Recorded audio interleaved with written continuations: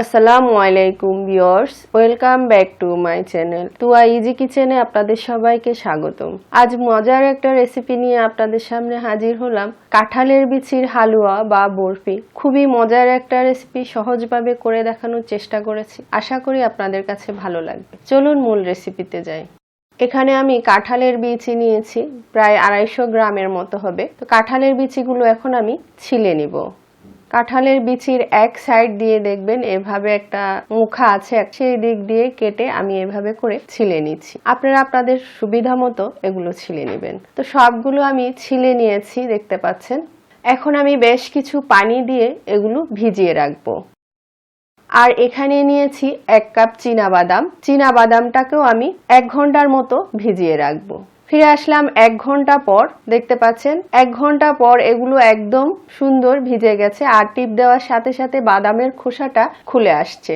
আর কাঁঠালের বিচিগুলোকে আমি এইভাবে ছুরি দিয়ে ছিলে নিচ্ছি, দেখতে পাচ্ছেন। কিছুক্ষণ ভিজিয়ে রাখলে কি হয়, এটা একেবারে সফট হয়ে যায়, তখন আর এভাবে ছুরি দিয়ে টান দিলে এটা সহজে উঠে আসে। আপনারা যেভাবে ছিলতে পছন্দ করেন আপনাদের সুবিধা মতো এগুলো ছিলে নেবেন। তা আমি সবগুলো এভাবে ছিলে তারপর পরিষ্কার করে ধুয়ে নিয়ে এসেছি, দেখতে পাচ্ছেন। এখন আমি বাদামগুলো ভালো করে পাটায় মিহি করে পিষে নিব। কাঁঠালের বিচিগুলোকে সিদ্ধ দিব। চুলায় একটা পাতিল বসিয়েছি, আর পাতিলে কাঁঠালের বিচিগুলো দিয়ে দিলাম বেশ কিছু পানি। এখন 15 থেকে 20 মিনিট এগুলো আমি মিডিয়াম আঁচে সিদ্ধ করে নিব। ফিরে আসলাম 20 মিনিট পর। দেখতে পাচ্ছেন কাঁঠালের বিচিগুলো একেবারে সিদ্ধ হয়ে গেছে। এখন আমি পানিটা ছেঁকে নিব, আর ঠান্ডা করে এগুলো ভালো করে পিষে নিব। তো এখানে আমি একটা বড় বাটি নিয়েছি, আর বাটিতে কাঁঠালের পেস্টটা নিয়ে নিচ্ছি। এটাকে আমি একদম মিহি করে পিষে নিয়েছি। আপনারা চাইলে এগুলো ব্লেন্ড করে নিতে পারেন, সেক্ষেত্রে একটু পানি দিয়ে ভালো করে ব্লেন্ড করে নেবেন, যা যেভাবে সুবিধা আর কি। আর এই বাদামটাকেও আমি ভালো করে মিহি করে পেস্ট করে নিয়েছি, দেখতে পাচ্ছেন, যেন কোনো দানা না থাকে। যদি দানা থাকে তাহলে হালুয়াটার খেতে ভালো লাগবে না, মুখে দানা দানা পড়বে, টেস্টটা বাজে আসবে। 1 কাপ পাউডারের দুধ দিয়ে দিলাম। চিনি দিয়ে দিলাম 4 টেবিল চামচ। মিষ্টিটা আপনারা আপনাদের পছন্দ মতো কম বেশি করতে পারেন।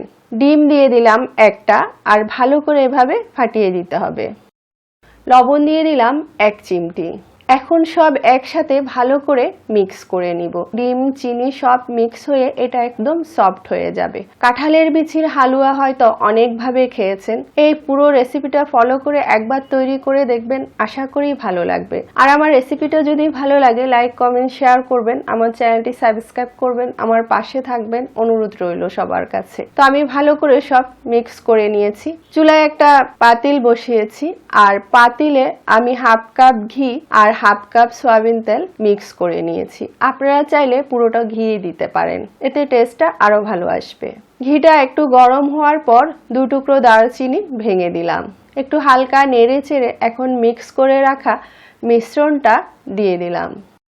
মিডিয়াম আঁচে কন্টিনিউ নেড়ে চেড়ে এখন হালুয়াটা আমি ভুনে নিব। যে কোনো হালুয়া কন্টিনিউ নাড়তে হয়, না তো লেগে যাবে। যদি লেগে যায় হালুয়ার কালারটা নষ্ট হয়ে যাবে এবং টেস্টও নষ্ট হয়ে যাবে, তাই খেয়াল রাখতে হবে যেন নিচে দিয়ে লেগে না যায়। 25 থেকে 30 মিনিটের মতো সময় লাগবে, একটু সময় নিয়ে কাজটা করতে হবে। নাড়তে নাড়তে দেখবেন একসময় মিশ্রণটা ড্রাই হয়ে গেছে এবং তেল ছেড়ে দিয়েছে, সুন্দর একটা ফ্লেভার বেরিয়েছে এবং কালারটাও খুব সুন্দর হয়েছে। তখন বুঝতে পারবেন যে আপনার হালুয়াটা প্রায় হয়ে গেছে।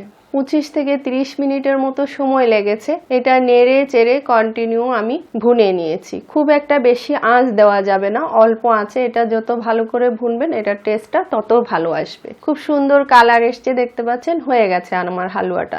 শেষ পর্যায়ে আমি আরেকটু ঘি দিয়ে কয়েক মিনিট ভুনে নিব। শেষের দিকে যদি একটু ঘি দেন তাহলে হালুয়ার টেস্টটা খুব ভালো আসে, সুন্দর একটা ফ্লেভার থাকে। তো আমার হালুয়াটা হয়ে গেছে। এখন আমি এটা নামিয়ে নিচ্ছি এবং গরম গরম এটা সেট করে নিব। এখানে একটা বড় ডিশ নিয়েছি, দেখতে পাচ্ছেন, আর ডিশে আমি একটু ঘি ডলে নিলাম। আর হালুয়াটা এখন গরম গরম সেট করে নিব, এটাতে নিয়ে নিচ্ছি।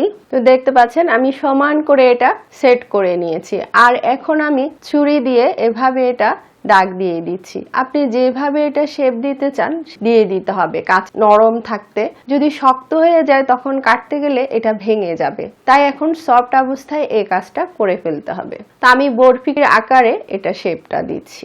উপর দিয়ে কিছু চেরি ফল দিয়ে সাজিয়ে দিচ্ছি। আপনারা আপনাদের পছন্দ মতো যে কোনো কিছু দিয়ে এটা সাজাতে পারেন। এখন আমি এটা রেখে দিব, কয়েক ঘন্টা পর আপনাদেরকে দেখাচ্ছি। ফিরে আসলাম 4 ঘন্টা পর। এখন আমি আপনাদেরকে এটা পরিবেশন করে দেখাচ্ছি। দেখতে পাচ্ছেন কি সুন্দর হয়েছে, দেখতে যেমন সুন্দর, খেতেও খুব মজা। পুরো রেসিপিটা ফলো করে একবার তৈরি করে দেখবেন, আশা করি ভালো লাগবে। আর আমার রেসিপিটা এতক্ষণ দেখার জন্য আপনাদের সবাইকে অনেক অনেক ধন্যবাদ। আবার অন্য কোনো রেসিপি নিয়ে আপনাদের সামনে হাজির হব। সবাই ভালো থাকবেন। আল্লাহ হাফেজ।